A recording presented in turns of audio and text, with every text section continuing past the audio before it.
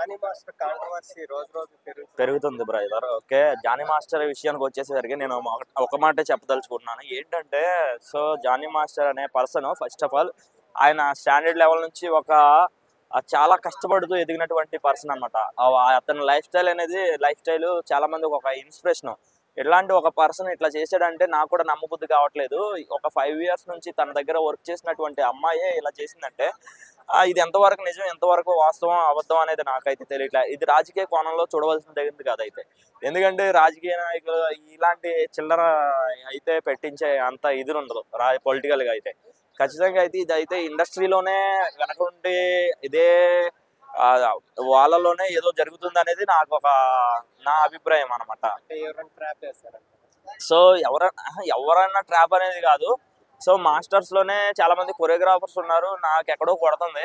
So అది ఎంతవరకు నిజమే, ఎంతవరకు అబద్ధం అనేది ఖచ్చితంగా జానీ మాస్టర్ బయటకు వచ్చిన తర్వాత తెలుస్తుంది. ఆయన బయటకు రావట్లేదంటే ఆయన మొత్తం కలిపి మొత్తం ఏంటి అనేది మొత్తం పట్టుకొని ఫుల్ డీటెయిల్స్ తో బయటకు వస్తాడు, ప్రూఫ్స్ పట్టుకుని బయటకు వస్తాడని నేను అనుకుంటున్నాను ఖచ్చితంగా. సో అంటే తను వచ్చిన తర్వాతే డాన్సర్స్ బట్టే వెనక్కి సెట్ చేస్తున్నారు. అట్లాంటిది లేదు. ఇప్పుడు కార్డ్ లేని ఆర్టిస్టులను కూడా ఎంతో మందిని తీసుకొచ్చి కార్డ్స్ ఇప్పించినారు భయ్య. ఓకేనా, కార్డ్ లేని వాళ్ళని కూడా సినిమాల్లో ఎంతో మంది ఎన్నో మూవీస్ లో చేసినారు అనమాట.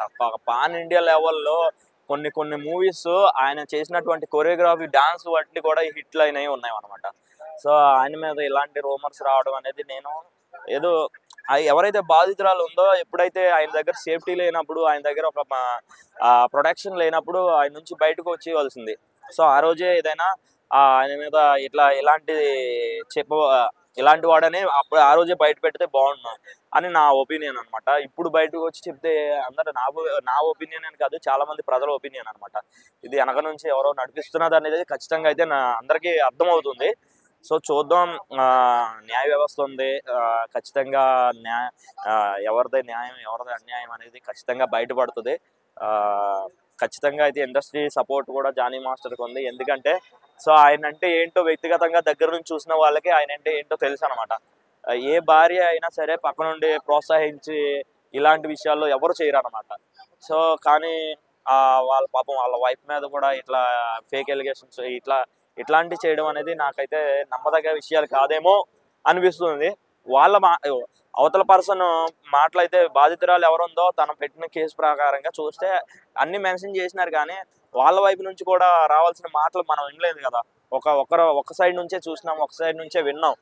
రెండో వైపు కూడా వింటే అది ఏంటనేది న్యాయం ఎంత దూరం వెళ్తుంది, ఏది ఎంతవరకు వెళ్తుంది అనేది చూడాలి ఖచ్చితంగా. అయితే ఇన్నేళ్ళు కష్టపడి సంపాదించుకున్న పేరు మొత్తం పాన్ ఇండియా స్థాయికి అదే అంటున్నా. ఈ రోజు ఇట్లా ఒక్కసారిగా కొలాప్స్ అవుతుంది. అంత కష్టపడి వచ్చి కూడా అంత చిన్న తప్పులు ఎలా చేయాలి?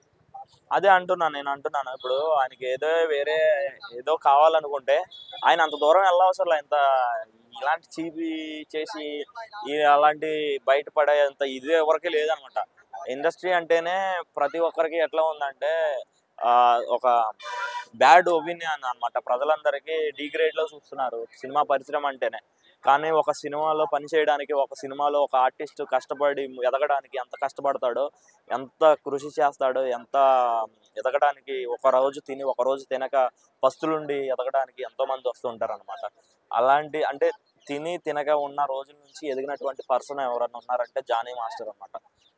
సో అట్లాంటి పర్సన్ ఇట్లా చేశాడంటే సో చూద్దాం ఇది ఎంతవరకు. ఎందుకంటే చాలా మంది దగ్గర నుంచి చూసినాం జానీ మాస్టర్ని. సెల్ఫీ అడిగినా సరే ఎట్లా అయినా సరే ఆయన చాలా జోయల్గా ఉంటారు అనమాట. చాలా దగ్గర తీసుకుంటారు, మంచి పర్సన్ అనమాట. ఎవరి మీద కానీ ఇట్లాంటి బ్యాడ్ కానీ ఇంతవరకు ఎప్పుడు కూడా ఎలాంటి చేయలేదు. సో మరి ఎందుకు ఎట్లా జరిగింది అనేది నాకు తెలియట్లేదు. ఎందుకంటే కొంతమంది ఉంటారు, తిన్న ఇంటి వాసాలు లెక్క పెడతారు అంటారు చూడు, అదే సామెత అయితే నాకైతే గుర్తొస్తుంది ఖచ్చితంగా దీని మీద.